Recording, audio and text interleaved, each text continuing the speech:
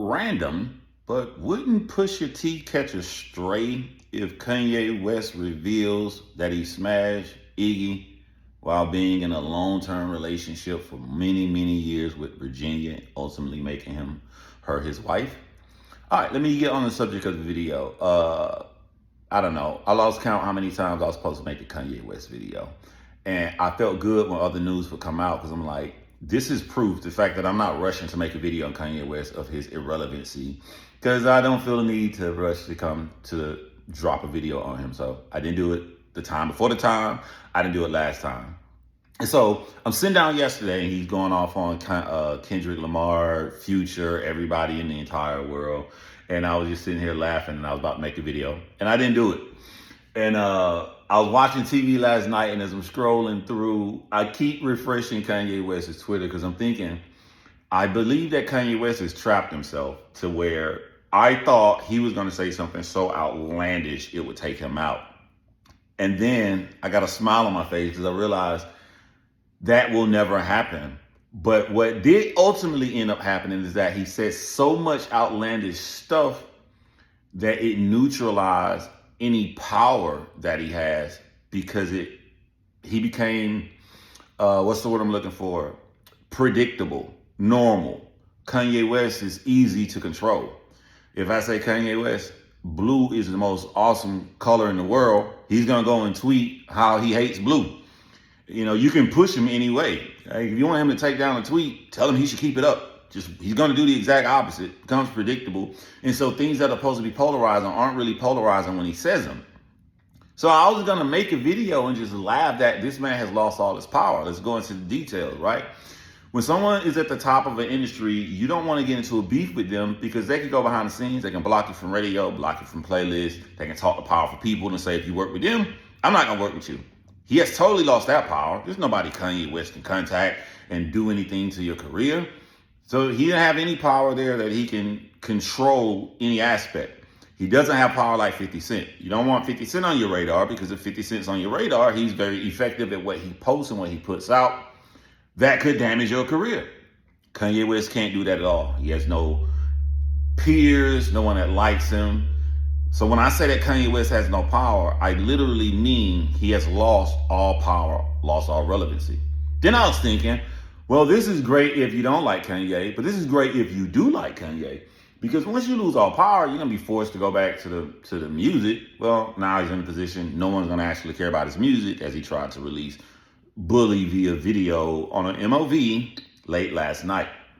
And then ultimately I came down and I was thinking, once you've gone the Nazi way, putting down, different groups of people, putting down multiple celebrities, there's nothing else that he can say. There isn't anything more polarizing he can say. That's when I was wrong. And it was on Jay-Z and Beyonce's children. Now, here's the problem I see with this situation. The problem is really the fans, right? Because when you think about the fans, you think about Jay-Z as this businessman, Beyonce as this great entertainer, this billionaire couple.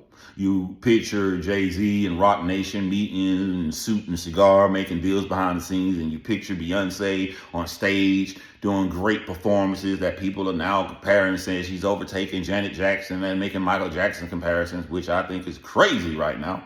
Can't touch Mike. But we look at them as this big celebrity couple, and that's the flaw. That's the mistake. You know who Jay-Z and Beyonce truly are? Parents. Parents. I guarantee you, Jay-Z don't care about the multiple $1 million watches he has, and Beyonce care about the mansions and all the things they've accustomed in life. No one's around. They are flat up mom and dad. Now, if you stay with me and you stop looking at them as celebrities and you look at them as parents, I want you to imagine, I don't know if you have a Kroger where you live, a Publix, whatever you're shopping that you go do your grocery shop. I want you to imagine you're on the aisle and you're sitting there trying to pick out cereal. And then there's this couple with two special needs twins on the same aisle as you. And then someone walks down the aisle and calls this regular parent couple's special needs children the R word. Just stop right there.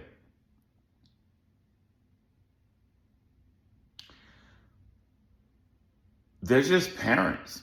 And some guy comes and double downs and says these things out of the blue like this. Would you care if they're bipolar or if they have any mental disability, anything that's going on? Would your initial instinct be to care about anything that's going on with this person who came out and said this?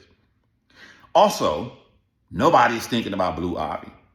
What about this girl, this teenager who has to turn on her phone or go out into the world, and the two little siblings she loved wrestling and playing with are being viciously attacked online by a guy that her dad once considered a friend? I don't care about the celebrity aspect. I'm just looking at this as parents. Parents. Those two kids did nothing to nobody. Blue Ivy didn't do anything to anybody for this crazy guy to come and say this. And as much as it sucks to hear and, to see parents go through something like this, I do hope this is the nail in the coffin for Kanye West. I really hope that it does.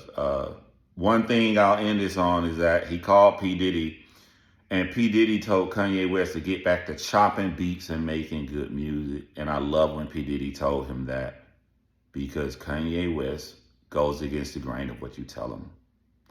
So don't have to worry about any great, outstanding music that can help him get over this, because he's not going to go back to chopping the beats and doing this. He's going to double down, and now he has to beat that. I'm going to beat the Nazi swastika sign. Now he has to beat calling parents children, the R word.